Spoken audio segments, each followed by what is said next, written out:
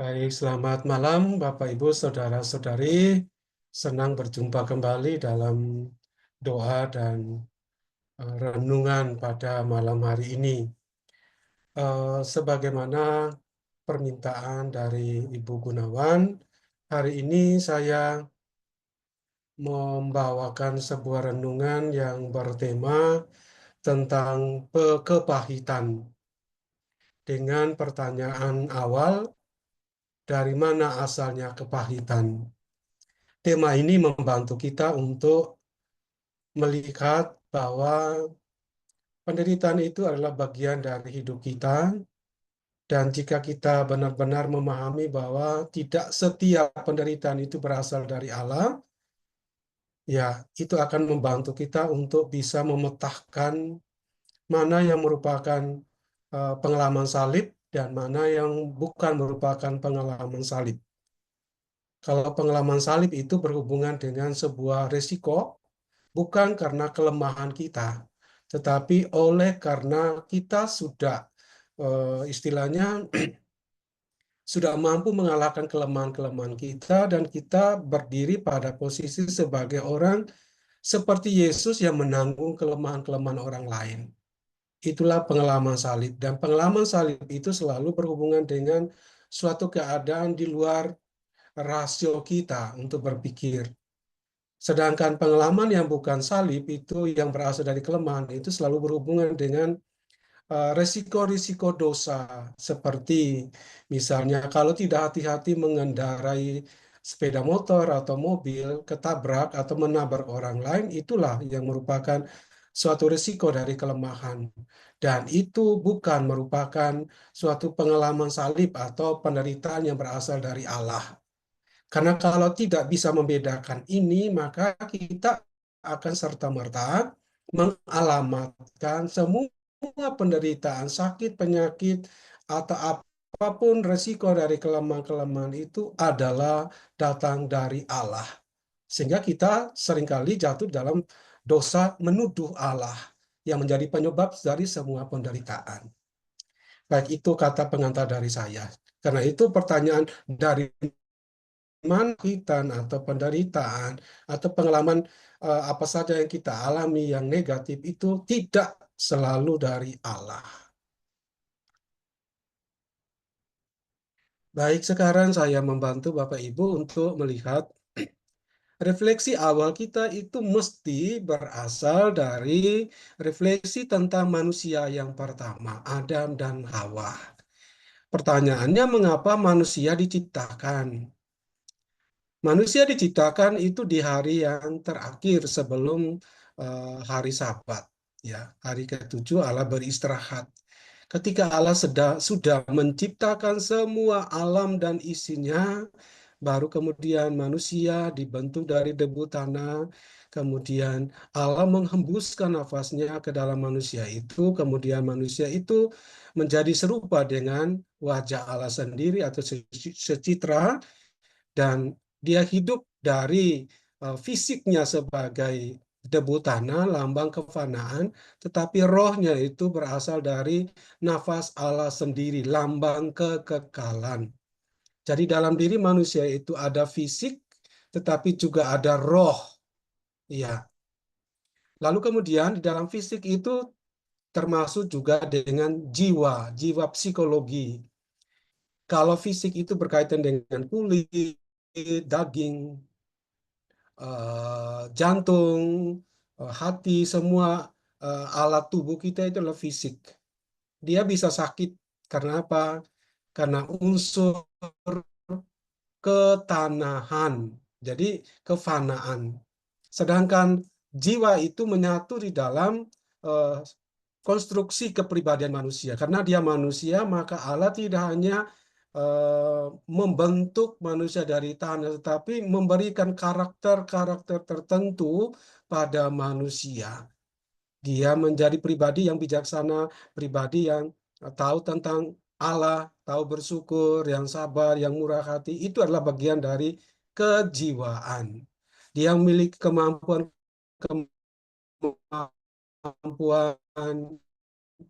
dan lain sebagainya. Itu bagian itu menyatu bersatu di dalam bersama dengan roh.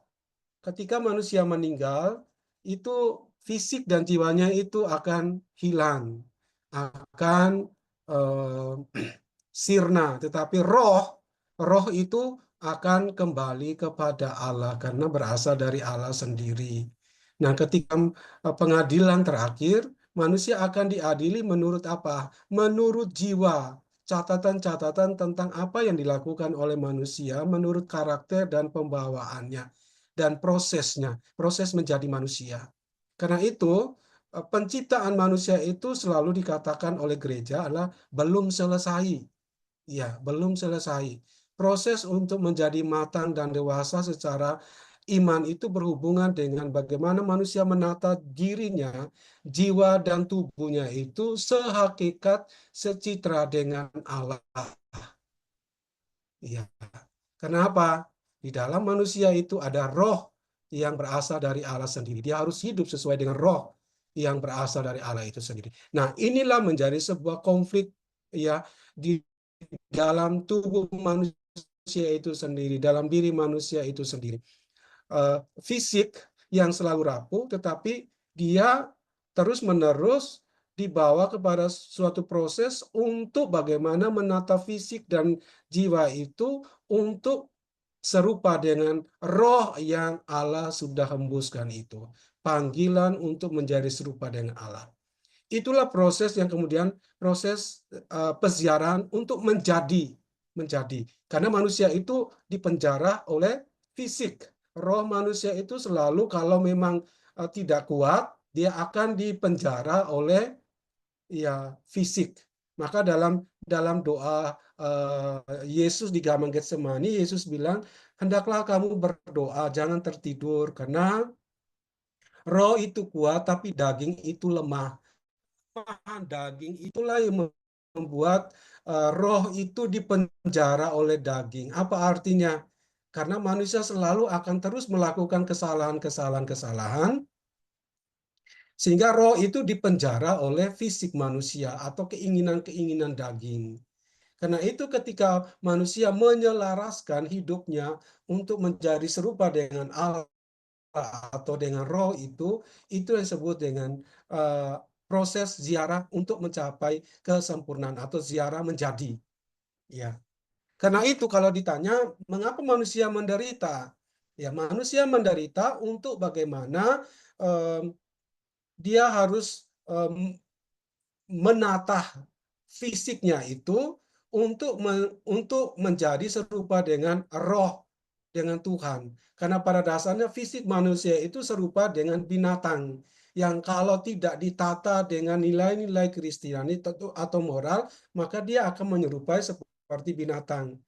Kalau secara fisik, manusia itu serupa dengan binatang. Tetapi di dalam tubuh manusia itu ada jiwa dan ada roh, maka itulah menjadi pembedanya. Maka manusia yang hidup hanya melalui fisik saja, itu sama dengan binatang. Tetapi manusia yang hidupnya memiliki fisik, tetapi dia menata fisiknya dalam proses menjadi itu, untuk serupa dengan Kristus dalam rohnya, maka itulah yang kemudian akan mengalami proses itu istilahnya penderitaan, mati raga, sengsara dan sebagainya karena manusia memiliki fisik. Tetapi ketika manusia mengalami pengalaman-pengalaman sakit, penyakit dan seterusnya, kemudian mengolahnya, menatanya sebagai sebuah kesempatan untuk istilahnya mematikan fisik, keinginan-keinginan manusiawinya, kemudian dia akan bergerak menuju kepada kesempurnaan. Jadi ini refleksinya agak mendalam.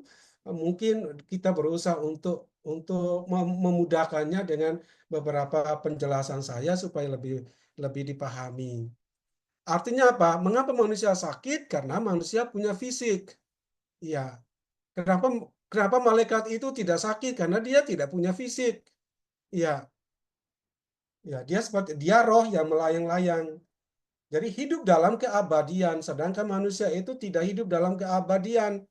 Dia baru mengalami keabadian setelah dia selesai berziarah di muka bumi ini. Karena itu, selama manusia masih hidup di dunia ini, pasti ada proses penyucian-penyucian. Penderitaan itu merupakan suatu proses bagaimana manusia disucikan dari keinginan-keinginan daging fisik. Baik, yang berikutnya. Penciptaan manusia itu adalah sebuah proses pembentukan, proses memberi bentuk yang dilakukan oleh Tuhan Allah yang dimulai bahkan dari debu tanah. Ketika itulah Tuhan Allah membentuk manusia itu dari debu tanah dan menghembuskan nafas hidup ke dalam hidungnya. Demikianlah manusia itu menjadi makhluk yang hidup. Ya, ini bukan tentang takdir. Ya, kadang-kadang kita menyamakan takdir, ya. Takdir yang barangkali dipahami oleh agama lain sebagai sebuah resiko, ya, ketetapan yang memang Tuhan kehendaki dari awal. Kita itu seperti yang Tuhan kehendaki. Dalam gereja Katolik, dia memang mengakui takdir, tetapi dalam arti yang berbeda. Kenapa? Karena dalam gereja Kristen Katolik itu satu hal yang tidak pernah akan diambil dari manusia oleh Allah itu adalah kebebasan. Maka manusia bisa dalam hal ini memiliki porsi bagaimana Tuhan memberikan rahmat, tetapi manusia harus bekerja sama dengan rahmat Tuhan untuk menjadi seperti apa. Maka ketika orang itu menjadi miskin, itu bukan sebuah takdir, tetapi sebuah bagaimana tanggapan manusia atas rahmat Tuhan yang sudah Tuhan berikan. Segala potensi, segala segala rahmat yang Tuhan sudah berikan itu disalahgunakan oleh manusia. Kenapa? Karena manusia memiliki kebebasan, dan karena memiliki kebebasan dia memiliki keputusan sendiri. Maka ketika manusia itu miskin, itu bukan karena proses pemiskinan dari Allah, tetapi karena manusia sendiri yang menentukan, mengambil sikap. Rahmat itu sudah cukup menurut Rasul Paulus. Tinggal manusia bagaimana menggunakan rahmat itu untuk kehidupannya. Seperti itu. Seperti Tuhan memberikan rahmat tubuh yang indah, tetapi kalau manusia salah menggunakan tubuh itu karena memiliki keputusan dan kehendak pribadi yang bebas, maka orang bisa sakit, orang bisa jatuh ke dalam dosa-dosa yang berat. Maka resiko-resiko dari dosa itu bukan karena Tuhan Allah menghendaki, tetapi oleh karena manusia memiliki kebebasan untuk menggunakan apa yang dia miliki, untuk mengambil jalan lain. Maka di sini kita hubungkan dengan mengapa Adam dan Hawa itu memetik buah yang terlarang. Karena Tuhan Allah tidak pernah melarang mereka untuk mengambil keputusan mereka, kebebasan mereka. Ya, seperti itu. Tuhan memiliki rencana, tetapi manusia dapat bekerja sama dengan rencana. Ya, umum dan khusus Tuhan untuk mewujudkannya. Rencana umumnya itu sama, semua orang akan dibawa kepada suatu keselamatan. Tetapi untuk sampai kepada keselamatan itu masing-masing orang memiliki caranya sendiri, jalannya sendiri. Maka rencana Tuhan itu bersifat umum dan juga bersifat khusus. Maka ketika kita bertanya, kenapa saya ini berdoa tetapi Tuhan Allah tidak pernah mendengarkan saya? Kenapa orang yang tidak berdoa itu kok kaya hidupnya baik-baik saja? Ingat, pada akhirnya kita semua juga selamat, yang kaya maupun yang miskin, yang sehat maupun yang sakit, semuanya akan diselamatkan oleh Tuhan. Tetapi ada masa di mana kita melewati pengalaman itu, perjalanan hidup itu, sampai kepada keselamatan itu dengan cara kita masing-masing. Tuhan Allah yang menentukan, dan keputusan kebebasan kita juga yang ikut mengambil andil di dalam menempuh, mencapai, mengalami pengalaman-pengalaman khusus itu. Ya, seperti itu ya. Maka, setiap kali atau setiap hari dalam kisah penciptaan itu ditutup dengan pernyataan, Allah melihat bahwa semuanya itu baik. Karena itu penciptaan pada dasarnya ada tindakan Allah menjadikan semuanya baik. Maka kembali, dari manakah asalnya penderitaan? Kalau memang Tuhan Allah itu melihat semua pengalaman itu baik. Nah, baik atau tidak baik itu adalah menurut rencana Tuhan. Perbedaannya dengan penilaian manusia, baik dan tidak baik menurut rencana manusia itu berbeda dengan apa yang direncanakan oleh Allah. Karena itu, bagaimana kita memandang penderitaan? Mari kita melihat penderitaan itu dari kacamata Allah sendiri. Ya, seperti itu. Jadi ketika ada pengalaman sakit, ya mari melihat semua itu baik adanya. Ya. Baik, yang berikut saya mengutip Karaner. Karaner itu eh, nama lain, ya nama asli dari Paus Benediktus. Oh, ya Benediktus ya. Karaner, ya. Manusia adalah roh dalam dunia. Dia mengatakan manusia adalah roh dalam dunia. Ya, roh itu kenapa? Karena Allah menghembuskan nafasnya ke dalam tubuh manusia dan manusia diutus ke dalam dunia. Jadi roh yang ada di dalam dunia. Manusia dalam hakikatnya adalah roh yang membadan. Ya, manusia dalam hakikatnya adalah roh yang membadan. Dia pertama-tama adalah roh yang diutus ke dalam dunia. Maka panggilan manusia adalah hidup dalam roh. Nah, ini. Jadi manusia, mengapa manusia itu menderita? Ya, karena dia adalah roh yang ada dalam dunia, roh yang membadan. Ya, jadi karena ada badan di manusia itu, maka manusia mengalami ya penderitaan-penderitaan. Karena itu, penderitaan itu merupakan suatu pemurnian agar roh itu menjadi abadi dan kekal dan menjadi hidup manusia itu sendiri. Manusia tidak hidup dari daging saja, dari roti saja, tetapi dari setiap firman dari mulut Allah. Kata lain dari uh, uh, kalimat ini oleh Karaner. Kemudian Santo Yohanes Salib dan Santa Teresa Avila mengatakan manusia adalah makhluk spiritual yang memiliki jiwa dan tubuh yang dipanggil untuk kesempurnaan melalui proses spiritualisasi. Jadi manusia, dalam diri manusia itu ada jiwa, ada tubuh, ya, dan ada roh, ya. Jiwa, tubuh, dan roh. Yang kemudian dipanggil untuk apa? Untuk mencapai kesempurnaan. Mengapa manusia dipanggil kesempurnaan? Karena manusia itu belum sempurna. Mengapa manusia tidak belum sempurna? Karena di dalam rohnya itu ada tubuh, dalam tubuh ada roh. Jadi ada suatu kekuatan yang saling memenjarakan. Ya, kalau roh menguasai tubuh, itulah yang sempurna, kesempurnaan. Tapi kalau tubuh yang menguasai roh, itu menjadi sebuah dosa. Ya, yang membuat manusia tidak mencapai keselamatan.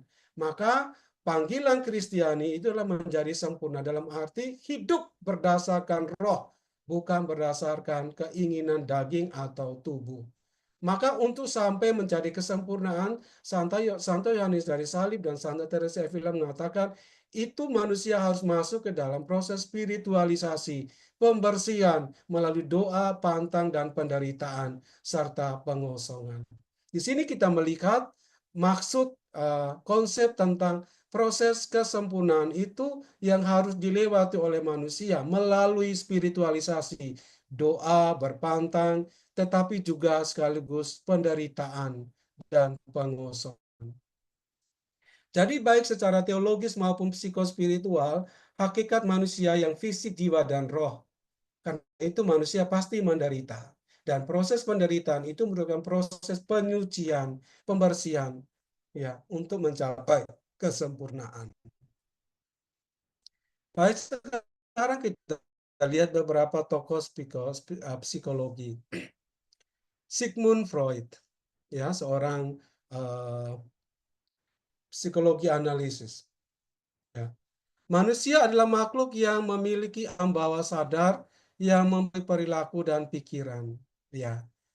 Jadi karena ini bukan suatu pengajaran psikologi, saya hanya mengutip saja, tetapi untuk mengatakan bahwa ya, penderitaan manusia itu meliputi aspek ya fisik dan psikologi, ya, psikisnya. Jadi kalau sakit misalnya luka itu fisik, tapi kalau sakit karena luka batin, nah itu baru psikologi yang kemudian mempengaruhi perilaku dan pikiran. Penderitaan itu muncul dari mana dan menyentuh aspek apa? Penderitaan itu menyentuh aspek fisik dan aspek psikis. Penderitaan itu berasal dari mana? Dari pengalaman-pengalaman masa lalu yang disimpan di alam bawah sadar yang mempengaruhi perilaku dan pikiran. Kalau pikiran misalnya dihantui oleh pengalaman disakiti, maka manusia akan selalu menyimpulkan, akan mengalami istilahnya penderitaan karena pikiran-pikiran yang negatif tentang sesuatu.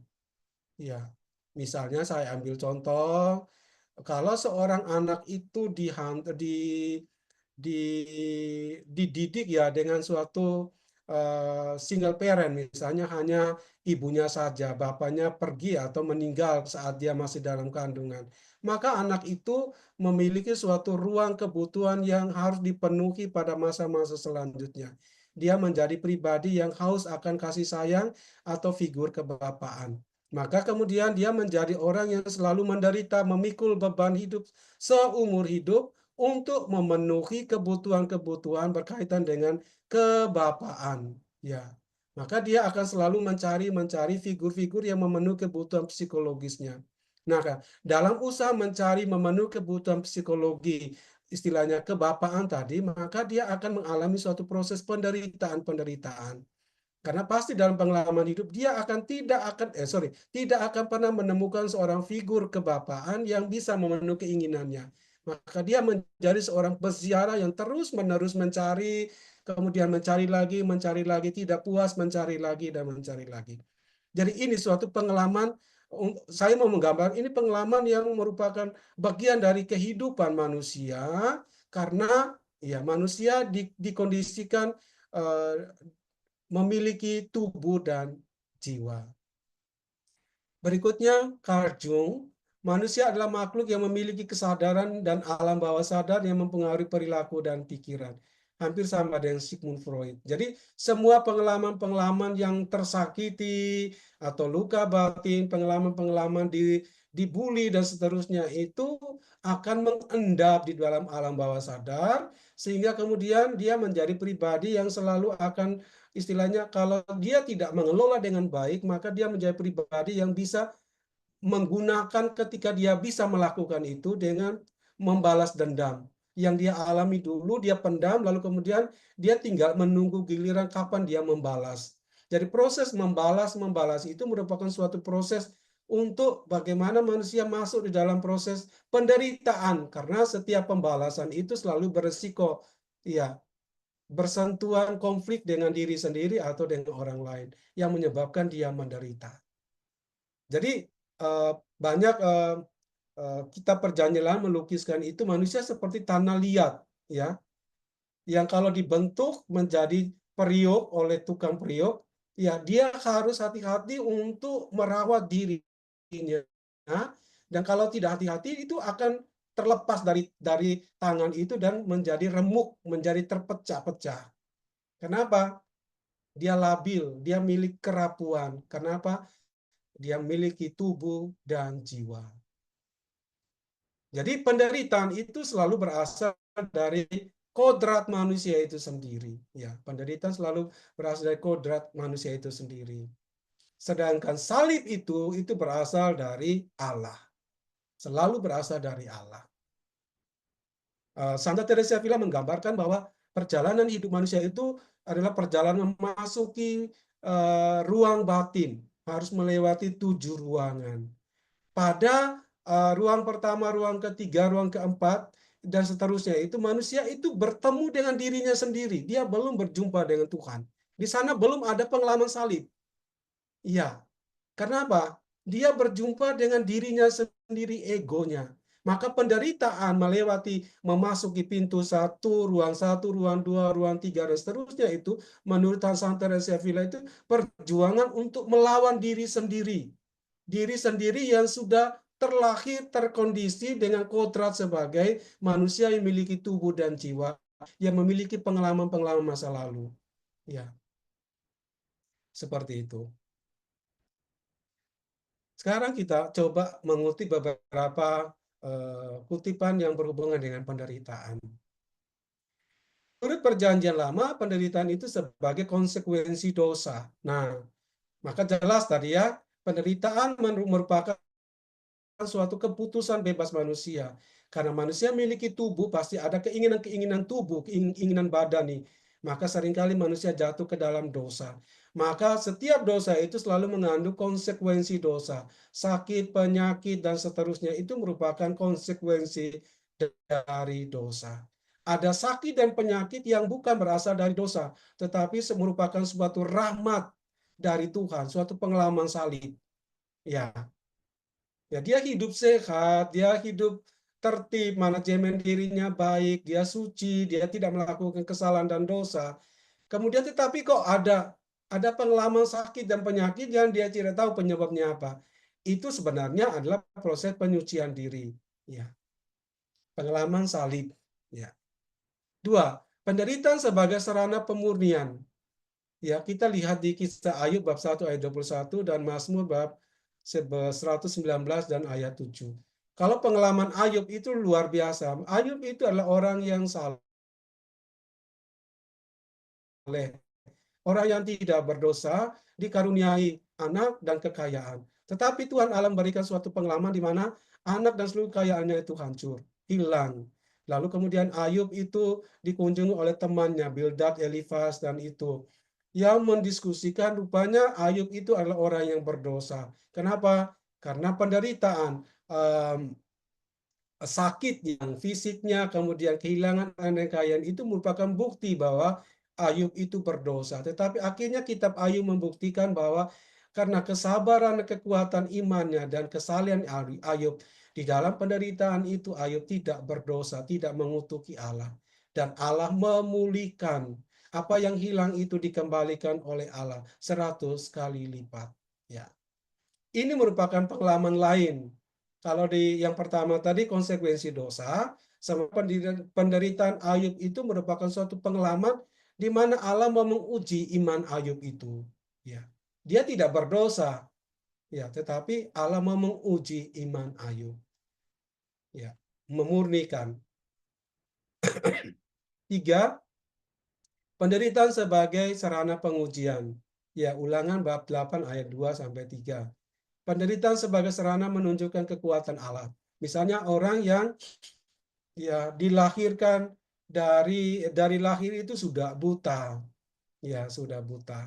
Bukan karena kesalahannya, bukan karena dosanya. Atau kadang-kadang eh, secara sepihak orang menilai ini karena dosa orang tuanya. Tidak. Harus dibuktikan secara teologis bahwa setiap keadaan misalnya terlahir sebagai orang yang sakit buta, tertuli dan seterusnya itu bukan merupakan akibat dari dosa atau kesalahan orang lain. Tetapi jawabannya adalah supaya Allah eh, dapat menunjukkan kekuatan kemahakuasaan melalui orang-orang itu. Lalu kita bertanya, bagaimana Allah menunjukkan kemahakuasaannya kalau orang itu tetap seumur hidup adalah orang buta. Ingat, Tuhan Allah menyembuhkan orang buta itu dari kacamatanya sendiri, bukan menurut kacamatanya kita. Kenapa? Orang yang buta itu akan tidak seperti yang kita nilai. Mereka mungkin lebih pintar melihat, mendengar apa yang dikatakan, disampaikan, memiliki hati, mata, telinga yang tidak buta. Seperti itu. Jadi ini lebih kepada pernyataan kekuatan Allah yang harus dilihat secara spiritual. Ya. Berikutnya penderitaan Ayub. Contoh penderitaan dalam perjanjian lama itu Ayub sendiri, kemudian Yusuf, ya, kemudian penderitaan Musa, penderitaan Yeremia, penderitaan Daniel, penderitaan orang-orang Israel di Mesir, penderitaan orang Israel di Babel. Ya, itu penderitaan fisik, di penjara dan disiksa oleh orang-orang Babel. Kalau Daniel itu menderita fisik karena dipenjara dan disiksa oleh Raja Nebukadnezar. Kalau Yeremia itu menderita fisik karena dipenjara dan disiksa oleh Raja Yehuda. Musa menderita fisik karena dipukul dan disiksa oleh orang-orang Mesir. Yusuf menderita fisik karena dipenjara dan disiksa oleh saudara-saudaranya. Ya, itu penderitaan.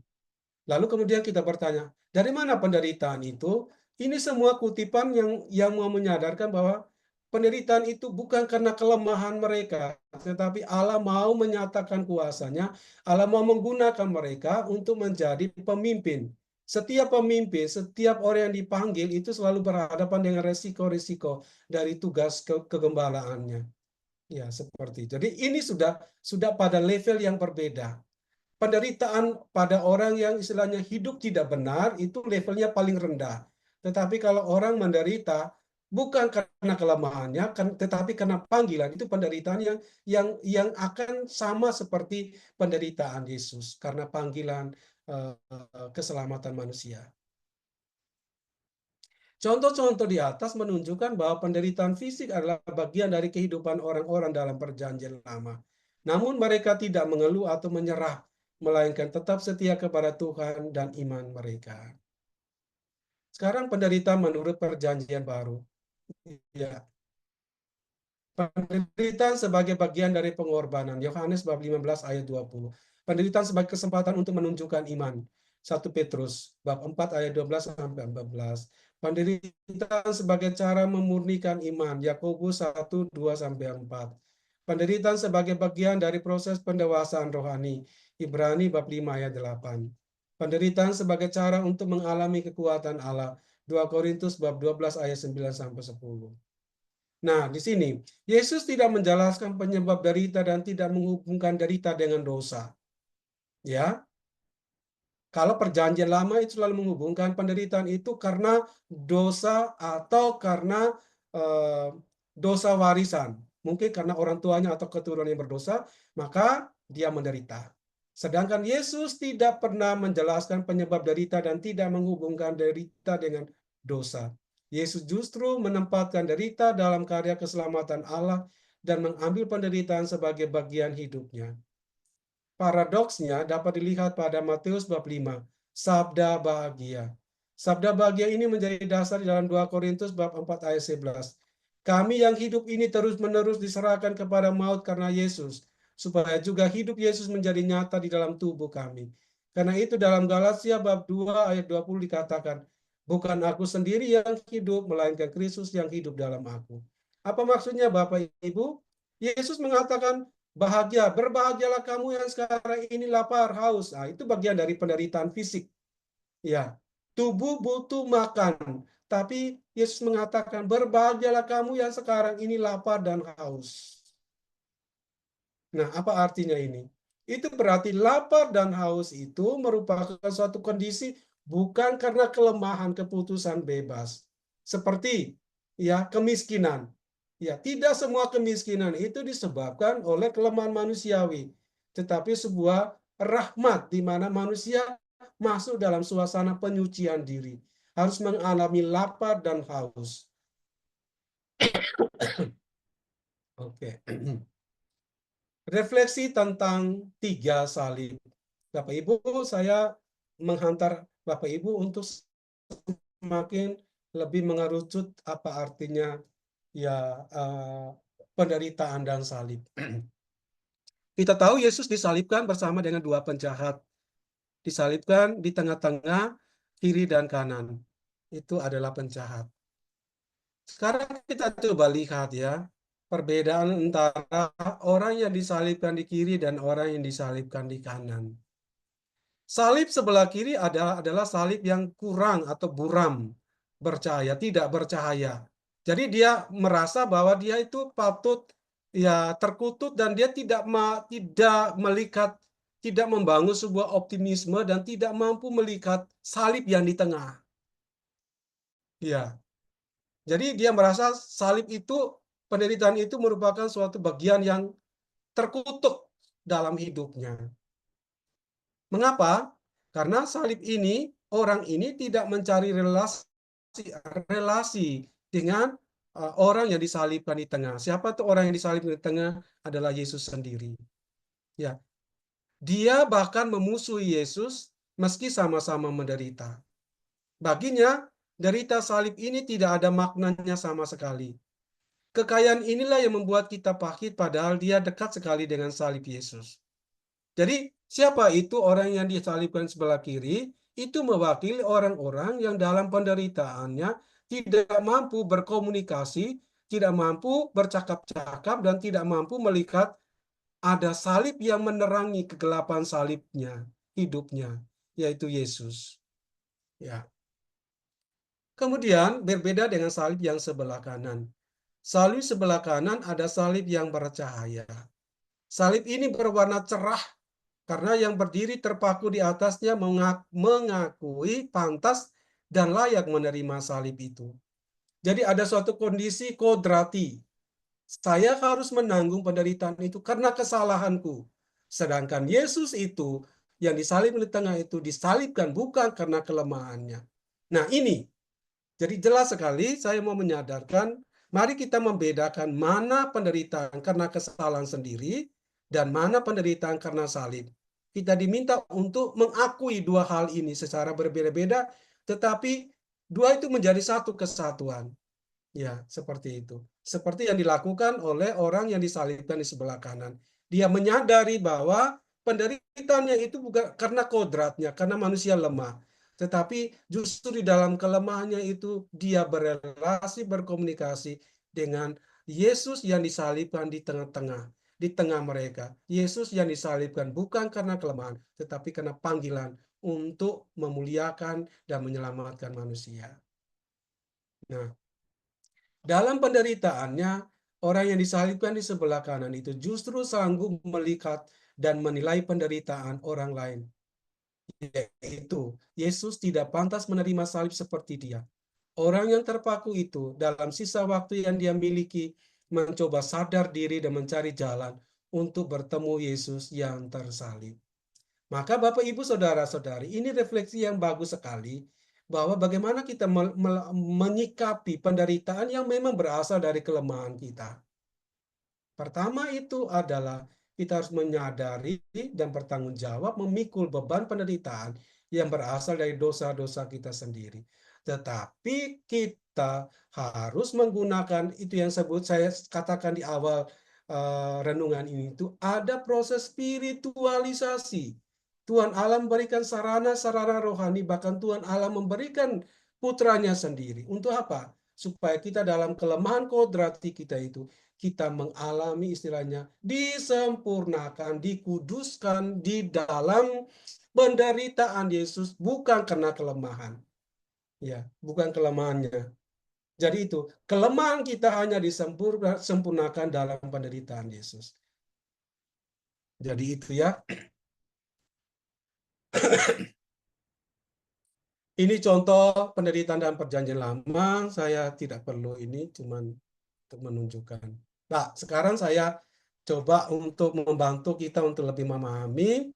Bapak Ibu, kalau seandainya waktunya masih, saya akan lanjutkan. Tapi kalau memang itu saya akan meringkasnya. Baik, penderitaan dalam kesempurnaan, dalam rangka kesempurnaan. Saya mengutip Santa Teresa Avila karena dia adalah seorang yang guru besar dalam hidup doa dan kesempurnaan ya. Dalam bukunya Puri Batin, Santa Teresa Avila menjelaskan tentang perjalanan spiritual menuju kesempurnaan yang melibatkan penderitaan dan pengorbanan. Beberapa contoh penderitaan yang dijelaskan dalam Puri Batin. Puri Batin adalah bukunya, ya. Pertama, penderitaan karena dosa, ya. Penderitaan karena dosa. Santa Teresa Avila menjelaskan bahwa penderitaan karena dosa adalah langkah awal dalam perjalanan spiritual. Kita harus mengakui dan menyesali dosa-dosa kita dan berusaha untuk memperbaiki diri. Nah, ini penderitaan karena dosa. Kemudian yang kedua, penderitaan karena kelemahan. Santa Teresa Avila juga menjelaskan bahwa penderitaan karena kelemahan adalah bagian dari perjalanan spiritual. Kita harus mengakui kelemahan kita dan berusaha mengatasi kelemahan tersebut. Apa sih perbedaan antara dosa dan kelemahan? Iya, dosa itu adalah sebuah keputusan ya di dalam suatu tindakan. Jadi kerja antara emosi dan pikiran lalu mengambil keputusan. Setiap keputusan yang tidak bijaksana atau alias dosa itu akan menghasilkan konsekuensi-konsekuensi. Ya, kehendak bebas manusia selalu berhubungan dengan benar atau tidak benar, baik atau tidak baik, berdosa atau tidak berdosa. Sedang kelemahan itu menyatu dalam keadaan jiwa seseorang. Misalnya, saya ambil contoh orang yang tidak mudah mengatakan tidak. Jadi apa yang dimintakan orang lain dia selalu mengatakan oke, bisa. Tetapi karena itu mungkin juga dia disalahgunakan kebaikannya. Maka ketika dia mengatakan ya kepada misalnya kepada pencuri, ya, secara tidak sengaja dia jatuh di dalam dosa karena kelemahan, tidak mampu mengatakan tidak. Contoh misalnya dia bendahara, ya dia bendahara, tapi dia memiliki karakter, kelemahan, kejiwaan, tidak mampu mengatakan nggak boleh. Maka ketika misalnya pimpinan itu memanipulasi data dan meminta dia mencairkan uang, lalu dia keluarkan uang itu, lalu dia tanda tangan, kemudian dalam proses selanjutnya kedapatan, maka dia juga ikut menanggung ya dosa atau risiko dari kelemahannya itu. Seperti itu. Atau misalnya orang tua yang selalu misalnya mengatakan iya kepada anak, meskipun dia sadar bahwa itu apa yang anak itu minta itu ya tidak harus dikabulkan. Karena di depan itu ketika diiyakan maka akan berisiko anak itu melakukan kesalahan atau dosa. Nah, karena dia tidak sanggup mengatakan iya tidak kepada anaknya karena aspek karakternya yang selalu mengatakan iya dan tidak selalu tidak sampai hati, membuat anaknya itu tidak menyenanginya, maka dia akan menjadi orang yang harus bertanggung jawab ikut memikul dosa yang dilakukan oleh anaknya. Nah, ini kemudian dibawa kepada proses penderitaan karena kelemahan. Kemudian penderitaan karena penganiayaan. Nah, inilah yang saya maksudkan dengan penderitaan bukan karena dosa dan kelemahan. Penganiayaan selalu berhubungan dengan demi kebenaran dan demi Yesus Kristus. Inilah yang kemudian kita katakan suatu panggilan Kristiani. Kita menderita bukan karena dosa dan kelemahan kita, tetapi supaya orang lain diselamatkan. Bahasa awam atau populernya itu kita menjadi silih bagi kelemahan dan dosa orang lain. Contoh, seorang ibu yang sabar, ya setiap hari berdoa, saleh, tidak melakukan banyak kesalahan, mengampuni dan seterusnya. Tapi dia cukup menderita karena kesabarannya, karena kesalehannya. Itu merupakan pengalaman salib, di mana Tuhan mau menjadikan dia sebagai sili dari kelemahan dosa anaknya atau suaminya atau tetangganya dan lain sebagainya. Ya. Kemudian penderitaan karena kehilangan. Santo Teresa Avila juga menjelaskan bahwa penderitaan karena kehilangan dapat terjadi dalam perjalanan spiritual. Misalnya, nah ini lebih tinggi lagi, salib dan kehilangan. Ini maksudnya apa? Kita membangun diri kita itu dengan memiliki misalnya saya berusaha untuk sabar dalam kehidupan saya. Iya, tapi kemudian kesabaran ini tuh seperti hilang. Hilang kenapa? Oh, ternyata kesabaran saya ini dipakai oleh orang lain secara tidak benar. Iya. Lalu saya kemudian tergoda.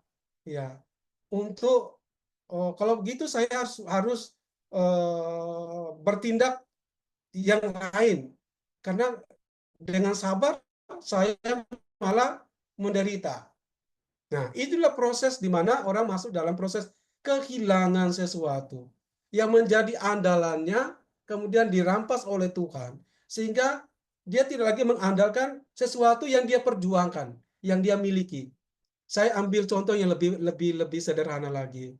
Contoh misalnya saya sering menyanyi, saya suka mengarang lagu, tetapi apa yang saya punya ini dirampas oleh Tuhan, oleh sakit dan penderitaan. Misalnya ada tumor di tenggorokan saya, sehingga saya tidak bisa lagi omong, tidak bisa lagi menyanyi dan seterusnya.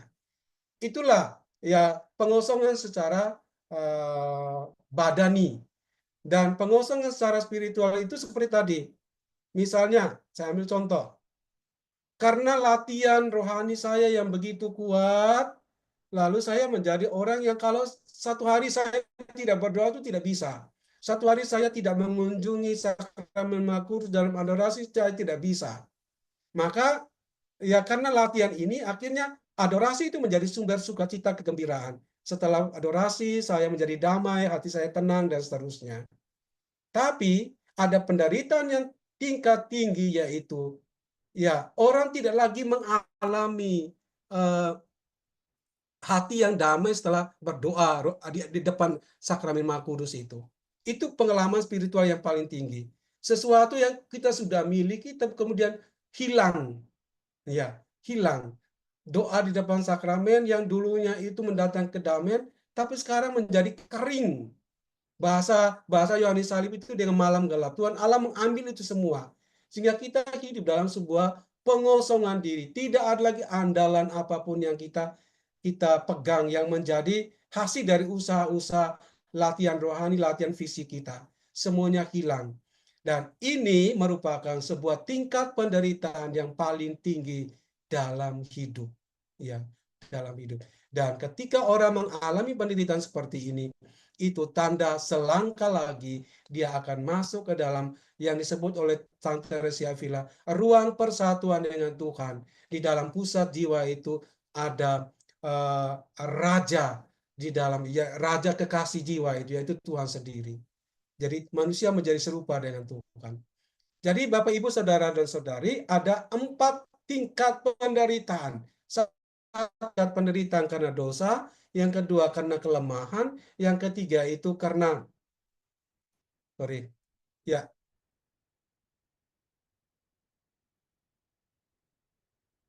karena penganiayaan, ya, karena penganiayaan, dan yang keempat itu uh, penderitaan karena kehilangan, pengosongan, ya. Ini gambaran singkat puri batin, saya lewatkan saja karena apa yang dimaksudkannya sudah saya katakan tadi. Baik, sekarang saya mengutip beberapa kutipan dari puri batin. Semakin besar penderitaan yang kita alami, semakin besar pula kesempurnaan yang kita capai. Tuhan tidak meminta kita untuk mencari penderitaan, tetapi Dia meminta kita untuk menerima penderitaan yang datang kepada kita dengan sabar dan iman. Penderitaan adalah cara Tuhan untuk membersihkan kita dari dosa-dosa kita dan untuk membuat kita lebih mirip dengan Dia. Jadi mulai tingkat ini berhubungan dengan apa penjelasan saya tadi, tingkat-tingkat penderitaan karena dosa, karena kelemahan, karena penganiayaan, karena kita murid Kristus dan resiko menjadi murid Kristus yaitu berarti mengikul salib. Karena kelemahan, bukan kelemahan kita, tapi kelemahan orang lain, menjadi silih bagi orang lain. Dan yang keempat itu pengosongan diri atau kehilangan. Ya, itu menjadi sarana pembersihan. Lalu keempat, dikatakan dalam Puri Batin bab 5, kita harus memahami bahwa penderitaan bukanlah sesuatu yang harus kita takuti, melainkan sesuatu yang kita terima dengan sabar dan iman. Nah, saya mengutip satu um, kutipan yang menurut saya sangat bagus sekali kalau kita refleksi dan kita hubungkan dengan apa yang saya katakan dari awal sampai dengan saat ini. Yaitu dikatakan oleh Santa Teresia kecil atau Santa Teresia Lisieux. Ya, seorang suster Karmel. Dia menjadi pujangga, ya. Em, Dalam bukunya itu kisah suatu jiwa pada bab yang tentang hari-hari terakhir di Karmel, bab tentang hari-hari terakhir itu bab 12 itu ada satu kalimat yang saya kutip itu. Dia mengatakan begini, hidup di dunia ini seperti seorang anak kecil yang bermain-main di pasir di pantai. Jadi hidup di dunia ini itu seumpama seperti seorang anak kecil yang bermain-main di pantai. Itu frase yang kalimat yang pertama. Kalimat kelanjutannya adalah sambil menunggu, ya, saatnya kapal datang menjemput untuk membawanya menuju kepada Bapa.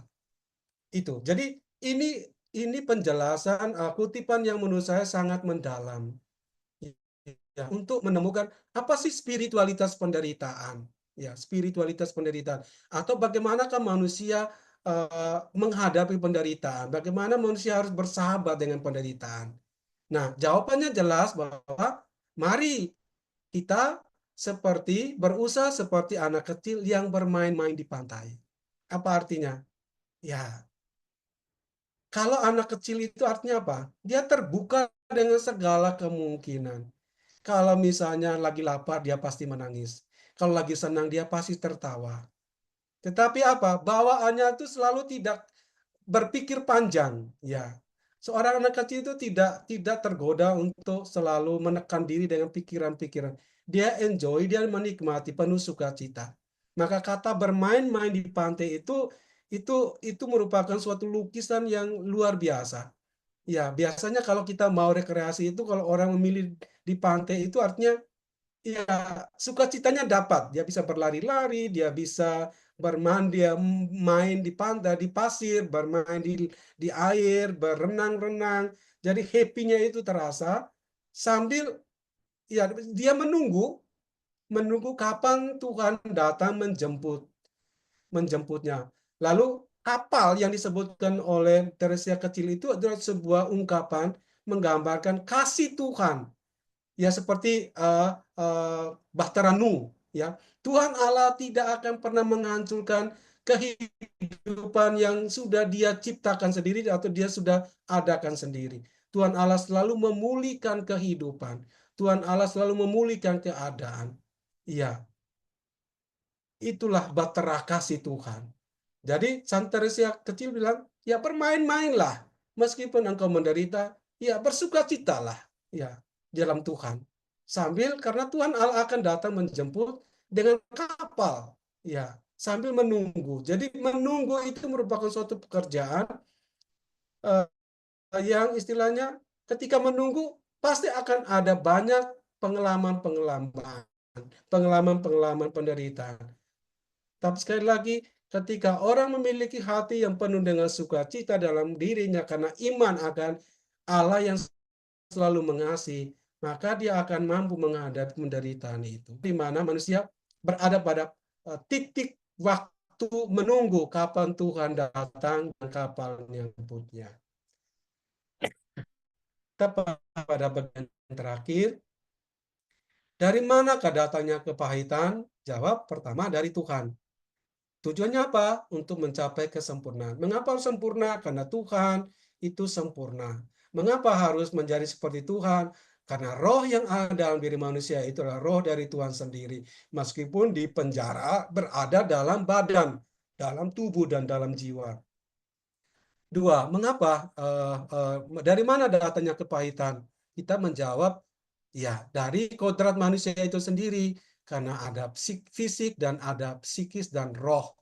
Roh itu yang membuat manusia harus menilai ya fisiknya itu menata fisiknya dan psikisnya untuk menjadi serupa dengan roh. Inilah suatu perjalanan proses menjadi. Lalu jawabannya kedua, karena manusia berada pada proses menjadi. Dalam proses menjadi itu tidak ada pengalaman yang sesuatu yang kita inginkan terjadi.